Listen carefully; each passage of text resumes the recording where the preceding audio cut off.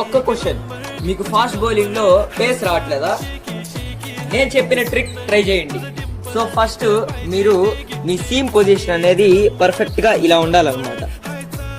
మీరు రన్అప్ అనేది మీరు ఆప్టిమైజ్ చేసుకోండి. మీరు డైలీ ప్రాక్టీస్ చేయండి, ఎందుకంటే consistency beats talent. Sample ball వేసేద్దామా? మీరు ఫాస్ట్ బౌలర్ అయితే కామెంట్ చేయండి. ఒక్క క్వశ్చన్, మీకు ఫాస్ట్ బౌలింగ్ లో మేజర్ మిస్టేక్ ఏంటో తెలుసా? చాలా మంది ప్లేయర్స్ ఫాస్ట్ బౌలర్స్ స్పీడ్ మీద ఫోకస్ పెట్టి మనకి కంట్రోల్ అనేది మర్చిపోతారు అనమాట. కంట్రోల్ మీద ఫోకస్ పెట్టి మీరు సక్సీడ్ అయ్యేదానికి ఎక్కువ ఛాన్సెస్ ఉంటాయి. శాంపుల్ బాల్ వేసేద్దామా? Subscribe for daily cricket tips. ఒక్క క్వశ్చన్, మీకు ఫాస్ట్ బౌలింగ్ లో కామన్ మిస్టేక్ ఏంటో తెలుసా? మిస్టేక్ ఏమంటే మామూలుగా కామన్ గా చేసే మిస్టేక్ స్పిన్ లా పట్టుకుంటారు, కానీ మన సీమ్ పొజిషన్ అనేది ఇలా అప్వర్డ్ డైరెక్షన్ లో ఉండాలన్నమాట. Sample ball వేసేద్దామా?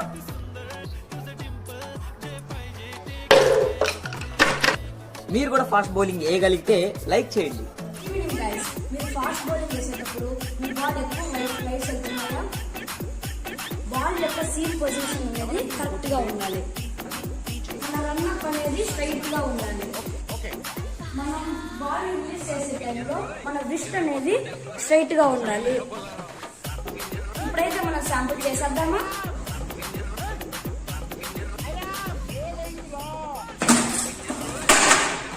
For more videos, subscribe to our channel. Question, మీకు ఫాస్ట్ బౌలింగ్ లైన్ మిస్ అవుతుందా? బాల్ అనేది చాలా మంది స్పిన్ లా పట్టుకుంటారు, అది రాంగ్. కరెక్ట్ గ్రిప్ చూసేద్దామా? బాల్ మీద సీమ్ పొజిషన్ కరెక్ట్ గా ఉండాలి. Sample ball వేసేద్దామా?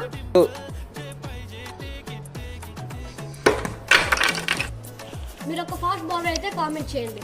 క్వశ్చన్, మీరు ఈ మిస్టేక్స్ చేస్తే బ్యాటర్స్ కి ఫ్రీ రన్స్ ఇచ్చినట్టే. కామన్ మిస్టేక్ ఏమంటే ప్రాపర్ రన్అప్ లేకపోవడం. సెకండ్ కామన్ మిస్టేక్ ఏమంటే సీమ్ గ్రిప్ కరెక్ట్ గా లేకపోవడం. ఇవి ఫాలో అవుతూ శాంపుల్ బాల్ వేసేద్దామా? ఇంకా మిస్టేక్స్ తెలుసుకోవాలనుకుంటే నెక్స్ట్ పార్ట్ అని కామెంట్ చేయండి.